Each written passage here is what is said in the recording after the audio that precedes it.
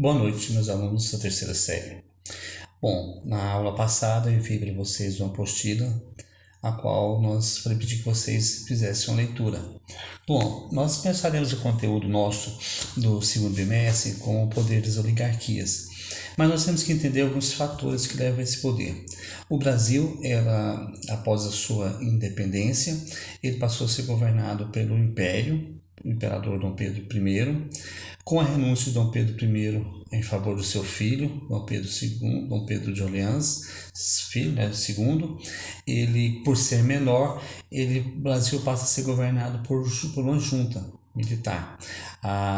Essa junta vai ser provisória, depois permanente, vai ser trina por três, depois una, regência una, né? Essa junta é chamada de regência, tá bom? Com o golpe da maioridade, o que foi o golpe da maioridade? Foi elevar a idade do imperador, com 14 anos, 15 anos, para ele poder assumir como imperador do Brasil. Então assume como Dom Pedro II. E vai ficar por um longo período, até que começa a surgir alguns problemas que levam ao desgaste da figura do imperador. O principal desgaste ele já é velho, né, doente, e o imperador não tinha um filho homem. Então, quem teria direito à coroa com a morte dele, do imperador Dom Pedro II, seria sua filha, a princesa Isabel, que era casada com o conde d'Eu, né, francês. Então, começa a gerar um bochicho dentro do império que, se o imperador morresse, a princesa sumisse, quem iria comandar seria o conde d'Eu, e automaticamente os franceses que comandariam. Então é uma coisa que vai levar ao desgaste. A segunda questão, os movimentos de libertação dos escravos. Tem a lei do sexagenário, a lei do ventre livre, até a assinatura da Lei Áurea, que põe fim à escravidão no Brasil. Com isso, nós vamos ter a vinda de imigrantes europeus para o Brasil para começar a trabalhar. Mas também tivemos alguns outros desgastes, como a Guerra do Paraguai, alguns movimentos internos, né? Esses movimentos levaram então à proclamação da República. O que é República? Res pública, coisa pública, coisa do povo. Então, a proclamação da República, que teria que ter sido feita pela população brasileira, ela foi reservada aos militares, que irá por fim ao Império e assumir o comando do Brasil.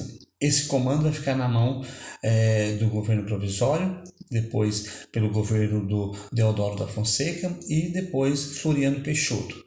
Esses dois governos militares vai dar o nome de República da Espada, caracterizando a força dos militares no poder. Logo em seguida, nós teremos, por fim, uma eleição para presidente e será eleito o Prudente de Moraes em 1894. Com a eleição de Prudente de Moraes, nós teremos início ao chamado República Oligárquica, ou poder das oligarquias. O que é oligarquia? O governo na mão de poucos. O governo na mão dos grandes proprietários de terra, que durante o Império chamava-se de os barões. Aqui na República vamos dar o nome dos coronéis.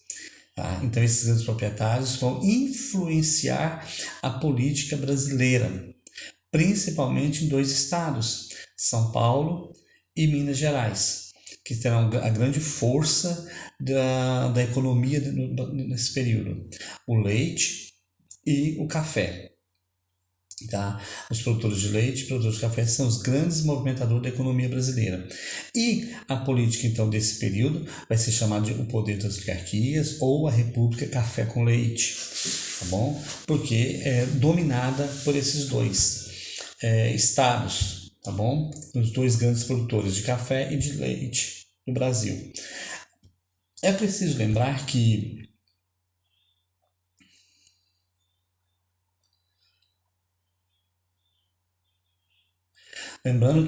República Café com Leite, um estado grande produtor de café, o outro grande produtor de leite. São Paulo era o grande exportador de café e Minas Gerais também de café, mas ele tinha um grande vazão de gado, então produtor de leite. Havia um acordo no mandato, o presidente era de São Paulo, o vice era de Minas. No outro, o presidente era de Minas, o vice era de São Paulo. Então eles iam alternar no poder e por isso República Café com Leite. Essa República Café com Leite, ou República Oligárquica, o poder das oligarquias, ela vai ser caracterizada primeiro pela chamada política dos governadores. O que foi a política dos governadores? A política do governador nada mais nada menos do que a força em que os fazendeiros têm para eleger os seus candidatos a prefeito, a vereador, a prefeito, a deputado, a senador e a governador. E automaticamente esses candidatos apoiando o presidente, candidato a presidente.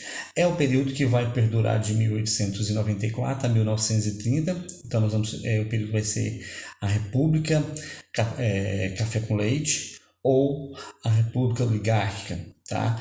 E ela é fomentada pela primeira política dos governadores, tá?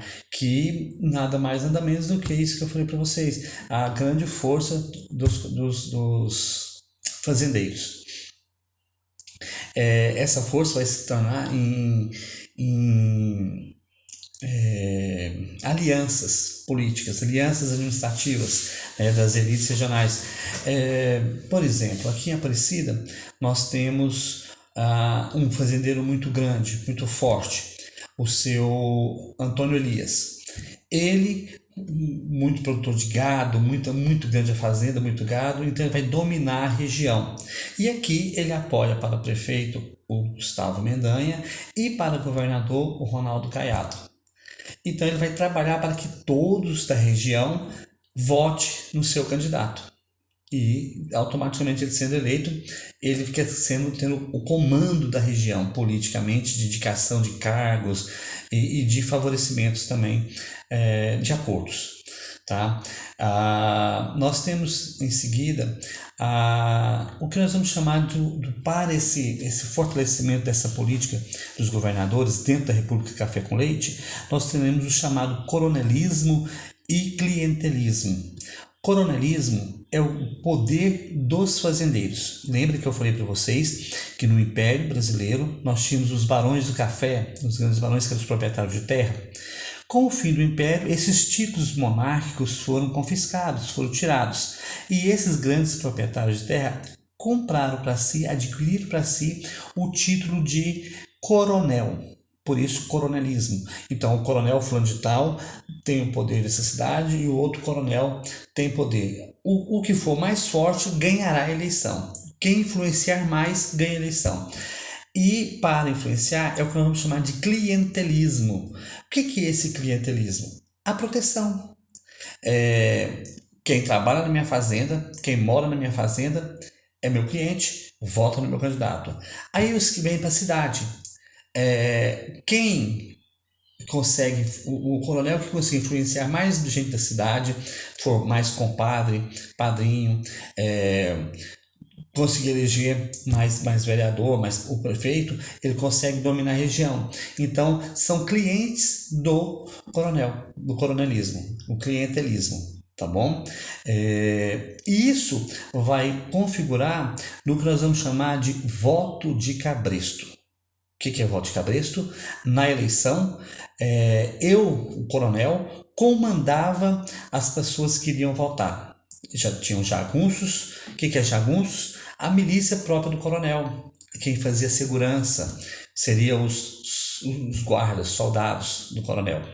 Eles iam na casa do morador, levavam o morador para votar no nome que o coronel mandava.